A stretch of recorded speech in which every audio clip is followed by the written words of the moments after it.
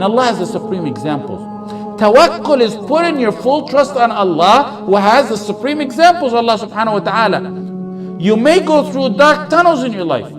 That's part of life and a part of a believer's life.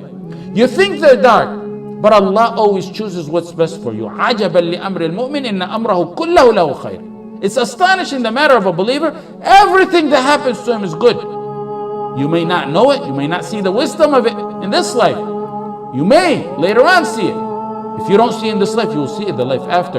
Ibn Rajab mentioned the story of Qadi al-Maristan. He said about himself, Qadi al-Maristan, he said, I was hungry one day in Mecca. And I became hungry one day that I couldn't find anything to eat.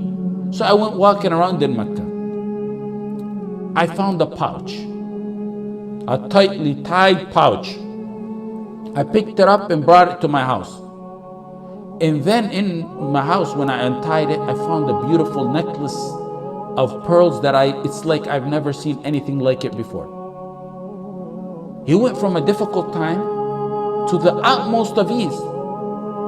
But tawakkul didn't waver a tiny bit in his heart. Full tawakkul on Allah when he was walking around hungry. And the same tawakkul now that he's a millionaire. It didn't last for long. The circumstance changed, but tawakkul remains firm. Unwavering tawakkul. As soon as he walked in Mecca, right after that, he walked in Mecca, he heard the old man calling out, I lost the necklace and I have 500 dinar reward for whoever brings me back the necklace. He said, I called the old man. That was bad news for him. He thought he was a millionaire. He said, I called the old man. Come to my house. I think I have your pouch. So he told the old man, describe the necklace for me. He said the old man not only described the necklace, but he described the pouch and the string that was tied around the pouch and the number of pearls and the string that held the pearls together and every single detail about the necklace. So he said, I gave him the necklace. Had to have been him. No way could have knew that all those details. And he handed me 500 dinar. And just as I was about to take it, I thought to myself, he said, I don't deserve this. And I refused the reward.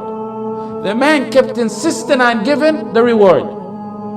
And it was as if Abu Bakr wanted to keep his reliance on Allah totally, refusing the reward for something he felt he really didn't deserve. He didn't do nothing to deserve that money. So the old man took the reward and left.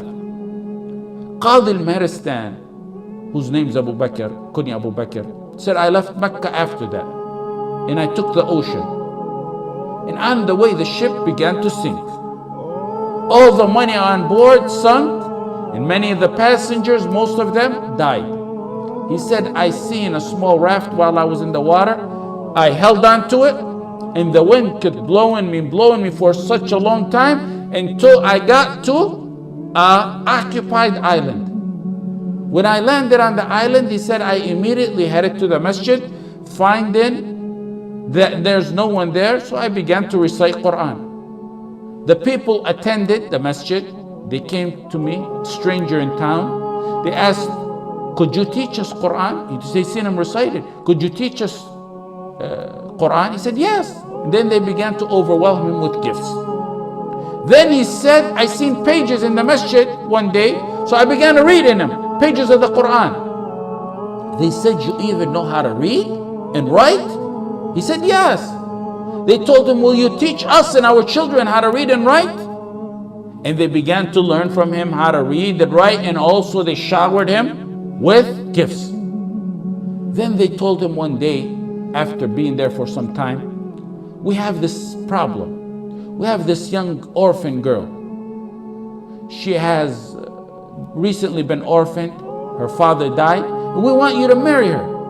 This was a tactic they did to try to keep him in town and attached to the town so he will not think of ever leaving them. He resisted. He wasn't even thinking about marriage. But based on their insistence, he said, I agree to marry her. He married her. Okay, the night of the wedding, when they presented her to him, he said, I looked at her and I was startled and astonished, and I was unable to raise my eyes off her neck. I seen the necklace I gave the old man some time ago on her neck. This is a true story, authentic story. He wasn't looking at his new bride's face, even though she's mentioned as being one of the most beautiful women in that town, in that island. The relatives around him said, you broke that orphan's heart. How could you look at the necklace and not at her? You're breaking her heart. It's like you're saying she's ugly by your looks.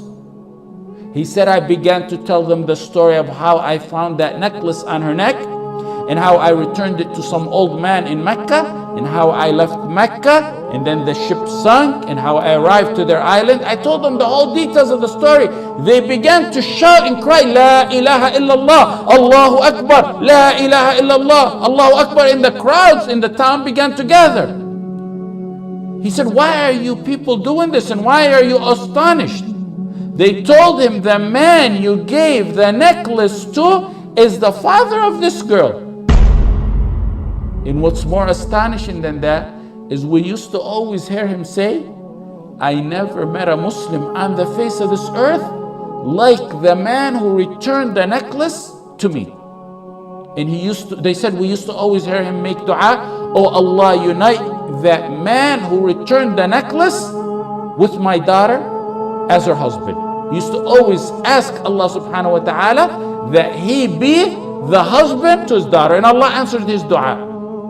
This is what happens with tawakkul. During hard times, your tawakkul needs to go unwavering, and that light will reappear at the end of the tunnel.